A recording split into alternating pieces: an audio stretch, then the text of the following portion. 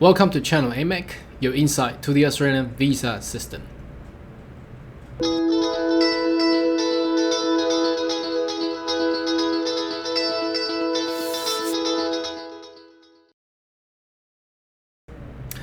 G'day everyone, my name is Carl Young, your online YouTube visa consultant. Now in this video, I would like to discuss a 485 visa, which, well, predominantly a lot of people already know about this, a graduate temporary working visa, but there is a new stream coming up, which was announced back in November the 16th of 2019 by the Minister of Immigration. But a lot of people did not really pay attention to this because, first of all, the law has not been enforced and is not current yet. It will be implemented in the year of 2021, which is coming up in about 6 months of time. So if you do wanted to focus on study abroad and then further advance into a migration pathway, I think this video will be very helpful for you for your choice and plan ahead. Now, first of all, the background of 485 visa is generally it promotes applicants who comes to Australia to study for at least 2 years. Now the history of this visa was back in a long time ago, so it actually includes the old skill occupation list, which includes all the chef, cookery, patisserie, hairdressing and all that, childcare services of diploma. Now those diploma type or less qualifications, well, it's good, but it's not really promoted in the new upcoming 485 stream.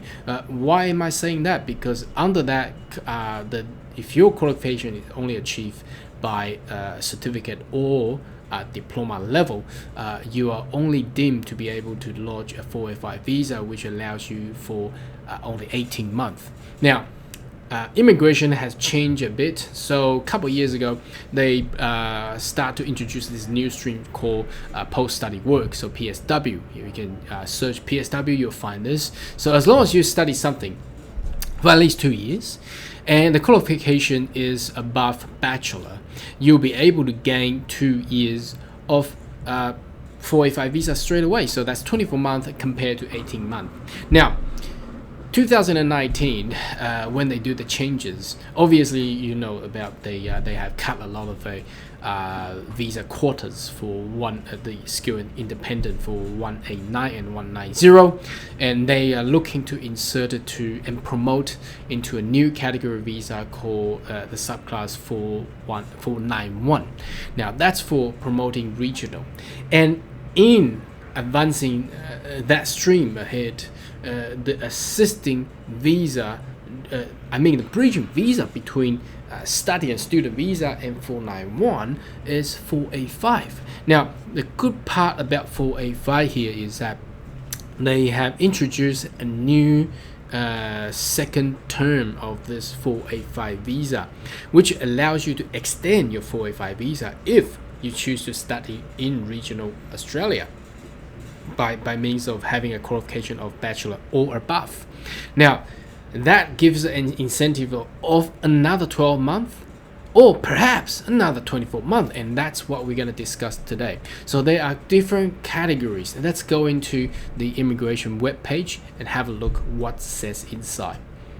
Okay, so I'm blocking the actual text, so let me move myself and move this over a bit. Here we go. So as you can see here, it says this new stream or a pathway will actually be enforced from 2021. So if you do plan ahead to actually come to Australia to study abroad and perhaps to migrate, today, this time of year, or start from next year, will be a very good opportunity. So international students studying in all locations outside of Sydney, Melbourne and Brisbane will offer an extension of the current 2 years. So again, this says, and it has to be bachelor, master by course or more.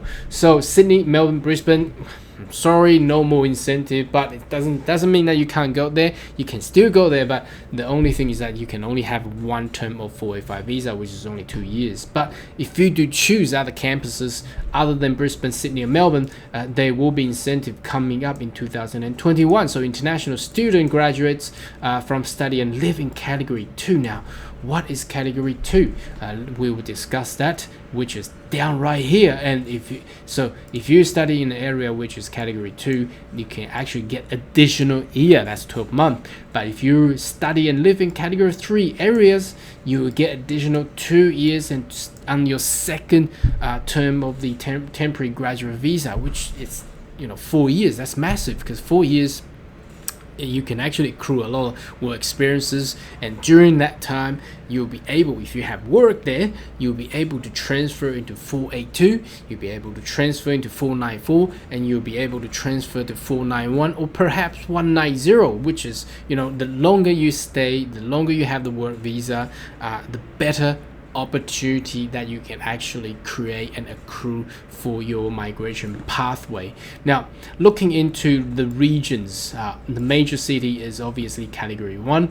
Citizen of the category 2 will be Perth, Adelaide, Gold Coast, Sunshine Coast, Canberra, Newcastle, Lake Macquarie, Wollongong, Illawarra, Geelong, and Hobart. Now, I'm not too sure why they insert Hobart there. I think it's because there has been tremendous numbers of migrants already going to Tasmania, and the downside of Tasmania is the economy there is just too small. They cannot absorb more, so they haven't made a decision to pull Hobart to category 3. So any other regions will be categorized as number 3 regions. So let's jump into this detail here. Obviously, this repeats all that what we just talked about. Now, category 2 and category 3 regions both enjoys the access of 25,000 regional places, and also access to the regional occupation list, which is allow you to actually do 482 and also the 494, which is the employment sponsor visa. Now, the key here that I want to discuss is down right here. So it repeats again: international student, graduate with a bachelor or higher qualification from regional campuses with registered institution will be eligible to access to additional 2 years. So if you study a bachelor in these category 3 regions, you get a 2 years of 485 visa, and then you get additional 2 years. So that's 4 years. But if you study not master by course, but master by research, or perhaps PhD, doctoral degrees, you will get 3 to 4 years of original, the first term of 485 visa, and then plus another 2 years. That's massive. That's a long-term work visa. In the history of Australian immigration, there's never been such an incentive being given. But the only thing is that you have to go to a category 3 regions. Now, question come back to everyone is, now where are these category 3 regions, campuses or universities? So here we go. I can count from here. So basically, if you go through Western Australia, there's no category 3 campuses, because outside of Perth, I do not believe, from my knowledge, there's any university campuses outside of Perth. Now, South Australia, nope. Predominantly, most of the university campuses are in Adelaide, which is category 2, and I don't believe there's any other campus outside of the Adelaide city. And Victoria, now obviously Geelong has been covered, so there's no other, unless there's a university want to go to some other places to build another campus, which is going to be hard. Obviously Tasmania, we've discussed that. Now going up north, that's rushing through Sydney, Wollongong, Port Macquarie, and we'll hit to a place named Lismore. Now, Lismore is generally about 40 to 60 minutes away from Gold Coast.